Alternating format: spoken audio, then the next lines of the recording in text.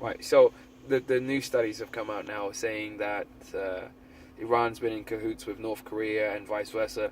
Iran's been using their oil money to help pay and support the North Korean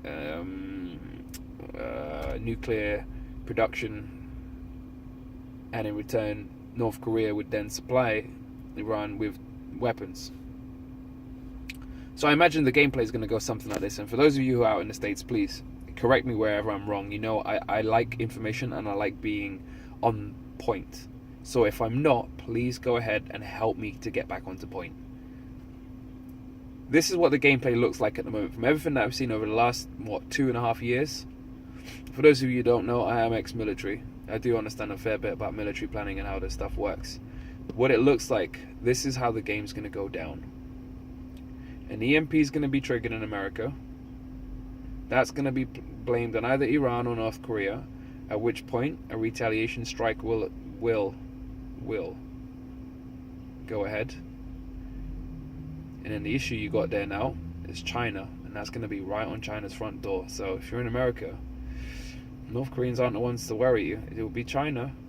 Everyone keeps thinking like, oh, it's North Korea, blah, blah, blah. Come on, man. The guy can just about launch any missiles. Let's be serious. He's no threat to America. He's no threat to America. It's going to be China if anything else. I did want to put an interesting thought on that one, though, because something else came to me the other day, and I thought, how interesting is that? What if those missiles being launched by North Korea aren't actual ballistic missiles?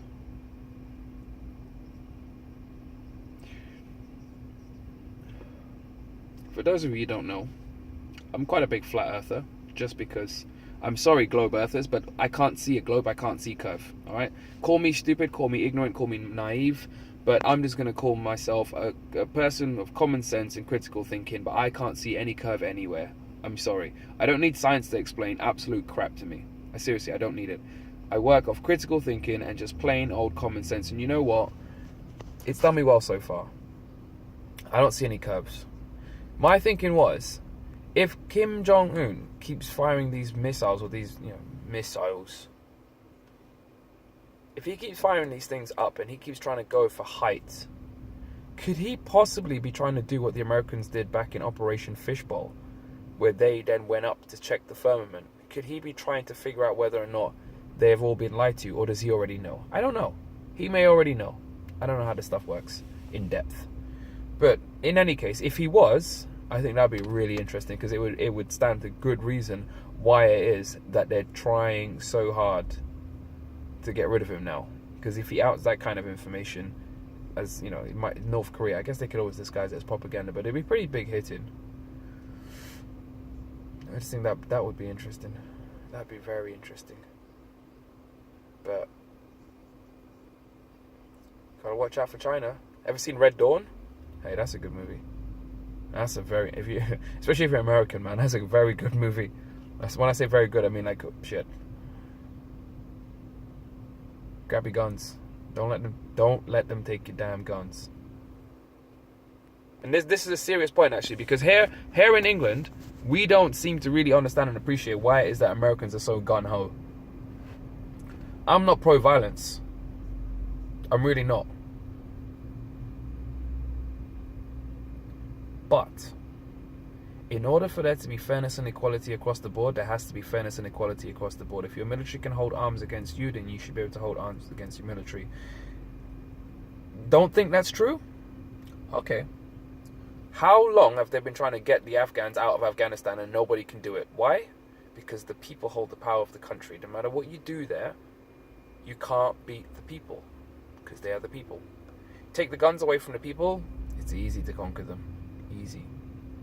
Kind of sounds like what they're doing in America at the moment. That's what they've done here in England. You can't even have a protest with anything.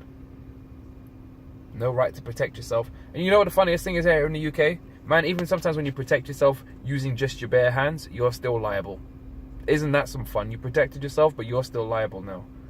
At least in the States, it's a little bit different. You can really protect yourself, but don't let them take your guns. Don't let them take your guns. I've seen all the FBI files and their reports and their reviews coming back. Texas is one of the lowest lowest robbery and crime state in America. Plus, is the largest hang on, it's got the highest amount of gun ownerships in the whole USA. I wonder if there's a correlation to that. I mean, common sense, right? Criminals have guns. People don't have guns. Who has the power? Common sense, yeah? Again, critical thinking, common sense. People have guns. Criminals have guns. Who has the power? The people still, because there's more of them. Yeah? Simple common sense. You take guns away from people, criminals will still have them. Criminals now have the upper hand. Leave the people with their guns. There's more people than there are criminals. Who has the power? The people. Because you can never get rid of all the guns. You can't. That's my 2 cents on that stuff there. This is the third video I've just shot straight in a row. I just thought, I have not really been uploading anything for ages, and I didn't really want it to be one stupidly long video. So I'm just going to do them in kind of like parts or whatever. I hope everyone's staying safe out there. I hope everyone's preparing themselves and getting ready for what's coming. Get yourselves fit. Man, there's no point talking about being prepared and knowing what's going on if you're not fit. What's the point? You can't go anywhere. You just become a liability. If you got family, if you're a father, a dad, or any sort, you got kids. Protect your kids. And the only way you can do that is you got to be fit. Get your butts moving. Stop sitting there being fat, being unfit, being unhealthy, and saying that you're awake. It doesn't help. It does not help. When it really happens, we're going to need people. We need bodies. We need physical people. Okay? And if you're fat and sat there and unhealthy, I don't know. I can't really see that being much use to us, to be honest. And I know I train every week. I train at least 4 times a week. Some weeks even 6, 7 times, because my health is key. Right? I have kids. I have children. I've been told about that word, kids. I shouldn't be using it. I have children, and I want to take care of them. I want to make sure that they're safe. I've got family. I want them to be safe. You got family. You want to protect them. They don't need to be awake for you to want to protect them. It doesn't matter. Sometimes people don't see things until it's real, until it happens, and then they need direction. They need leadership at that point. Being out of shape and unhealthy is not going to help when the time comes. So, just while you've got the time, try and get yourself fit. Try and get yourselves active. And just be ready, man, because it's coming.